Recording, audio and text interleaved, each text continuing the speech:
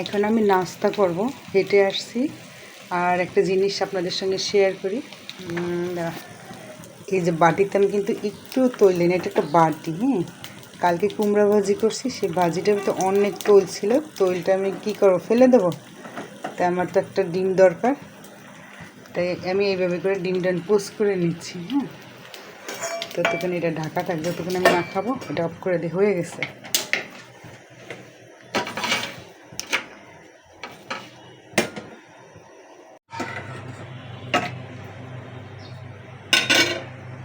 সংসারের কিছু ফেলে দেওয়া যাবে না,